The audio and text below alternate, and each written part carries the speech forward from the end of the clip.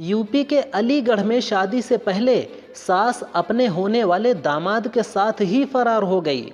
महिला अपने साथ 3 लाख रुपए कैश और बेटी की शादी के लिए बनवाए गए 5 लाख रुपए के गहने भी ले गई। शादी तय होने के बाद महिला को उसके दामाद ने महंगा फ़ोन गिफ्ट किया था। महिला और उसके दामाद की फ़ोन पर कई घंटों तक लगातार बात होती थी। खास बात यह है कि लड़का अपनी होने वाली पत्नी से बहुत कम बात करता था। लड़की की शादी 16 अप्रैल को होनी थी। अमेरिका की फोटोग्राफर जैकलीन फोरेरो प्यार की खातिर 7 समंदर पार कर भारत आई हैं। दरअसल जैकलीन की मुलाकात आंध्र प्रदेश के चंदन से इंस्टाग्राम के जरिए हुई और दोनों में प्यार हो गया। चंदन से 9 साल बड़ी गर्लफ्रेंड जैकलीन उससे मिलने आंध्र प्रदेश पहुंची और इस पल का वीडियो भी शेयर किया है। कैप्शन में लिखा, 14 महीने साथ और एक बड़े नए अध्याय के लिए तैयार। लोग उनके प्यार के प्रति सम्मान की खूब तारीफ कर रहे हैं। एर्नाकुलम आरटीओ में एक निजी कंपनी ने अपनी लग्जरी प्रीमियम कार लैम्बोर्गिनी उरूस के लिए फैंसी नंबर KL07DG0007 खरीदा है। इस नंबर की नीलामी 45.99 लाख रुपए में हुई है। इस फैंसी नंबर 0007 की शुरुआती बुकिंग कीमत 25,000 रुपये थी। 5 लोगों ने इस नंबर को बुक किया था। बताया जा रहा है कि केरल में नीलाम होने वाला अब तक का यह सबसे महंगा फैंसी नंबर है। इससे पहले सबसे ऊंची नीलामी 31 लाख रुपए में हुई थी। यूपी के आगरा के फतेहाबाद इलाके में एक महिला 30 माह में 25 बार मां बन गई। उसने 5 बार नसबंदी कराई और सरकारी योजनाओं के नाम पर 45,000 रुपये हड़प लिए। स्वास्थ्य विभाग ने CHC फतेहाबाद का नियमित ऑडिट कराया तो इस फर्जीवाड़े की पोल खुल गई। CMO डॉक्टर अरुण श्रीवास्तव ने इस मामले की जांच के आदेश दिए हैं।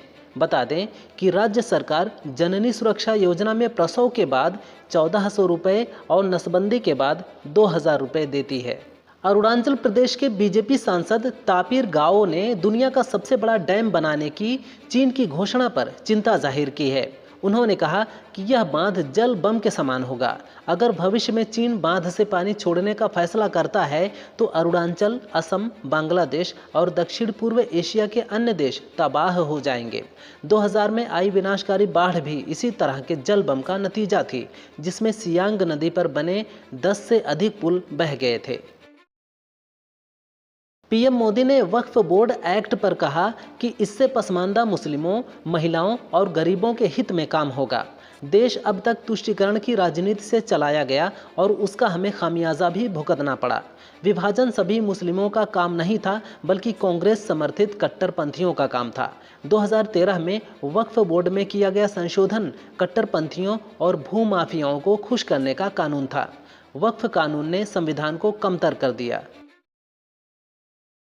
कांग्रेस के राष्ट्रीय अधिवेशन में मल्लिकार्जुन खड़गे ने पीएम मोदी पर निशाना साधते हुए कहा कि मोदी जी अंगार लगाकर छोड़ देते हैं। मोहन भागवत ने कहा था कि हर मस्जिद के नीचे शिवलिंग मत ढूंढो, लेकिन ये वही काम कर रहे हैं। 11 साल से देश के साथ भेदभाव हो रहा है। मनमाने तरीके से संसद चलाई जा रही है। मणिपुर पर संसद में चर्चा क्यों नहीं होती? ये लोग कांग्रेस को गाली देने के अलावा कुछ नहीं करते।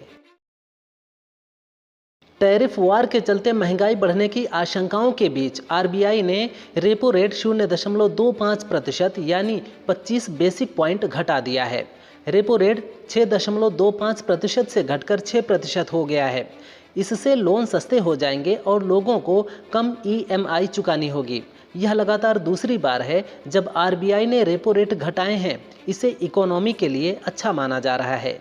रेपो रेट वह दर है जिस पर आरबीआई बैंकों को लोन देता है, जिसका फायदा आम लोगों को भी मिलता है।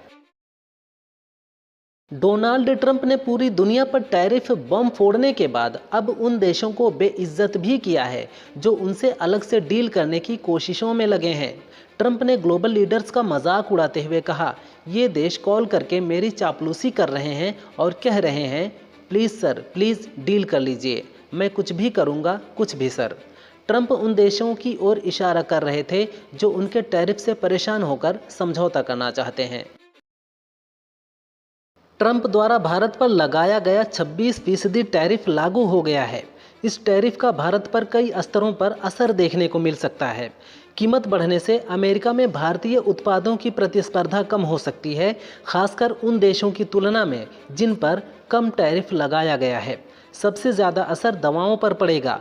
भारत से अमेरिका $12 अरब से ज़्यादा की दवाएं और फार्मा प्रोडक्ट्स लेता है।